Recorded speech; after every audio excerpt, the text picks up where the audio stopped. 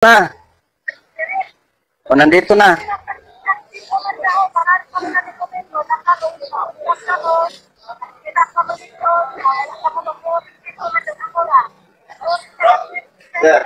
Oh.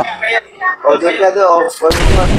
Dahil lagi na ka, mag-isa sa... Hoy, dahil yan, pwede din sa phone. Tungod na mo na. Huwag kami nakatakabo. Tanawa na mo ka nun. Grabe na sa ano. Magbaha ng dugo sa Surigao in 72 hours.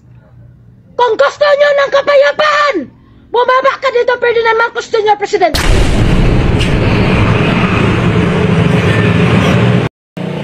Isa may naka-jute. January 28. Punta na ng police station and then yung investigator on case natin, pre-process na lahat ang mga documents na kailangan para sa pagsampa ng mga iba't ibang kaso against sa kanila. Kasi yung naging action nila is not in accordance with the rule of law. So ngayon lahat na mga ebidensya na kailangan naming makuha, actually naka-ready na para sa pag-file namin. Kasi nag-push siya ng alarm doon sa public. So palagi nga namin in-explain na kung may mga action man sila, dapat ipadaan natin sa legal na proseso kasi mayroon naman tayong korte.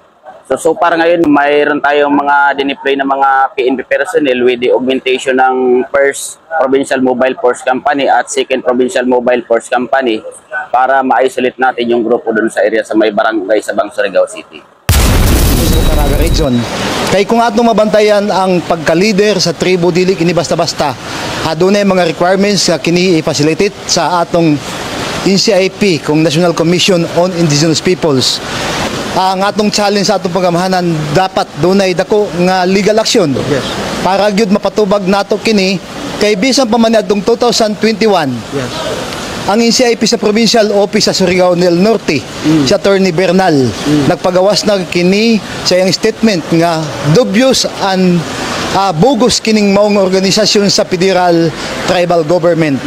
Pas karon mga kamaster no, ato ni kuanon sa iyang kaniyang gidala nga sundang kung unsay na may mga meaning yun ni unsay meaning ani sa kaning po na aman pud na ibot ipasabot. Kini mao ni siya ang simbolo sa among kustombre ug tradisyon nga gisunod pa namo sa among mga katigulangan.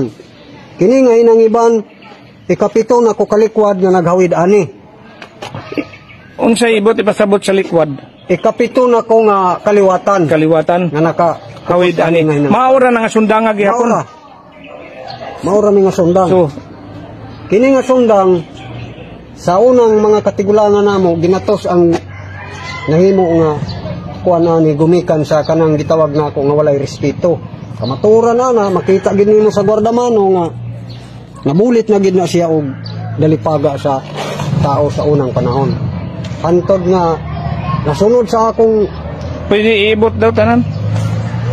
Hait gid kaayo permanente. Sinaw man lagi permanente, gibaid na kadadlaw? Dili pud ka basta-bastang mubaid ani og laing mga adlaw. Mao unsa man may tradisyon pud di ay na sa pagbaid? Bernes ra gid ni siya og Martes. Mahikap ni siya pagbaid. Kay kini bisan suwaya nato kanang manok kadlisan nato gamay mo green gyung samad mo ray kamatyan. Unsa man di nga klase nga bakal na? Unsa nga klase nga bakal na? Wa pod ko kahibalo kay sa ako ra maning mga katigulangan. Sus dugay na day na may mga gatos na nakatuig.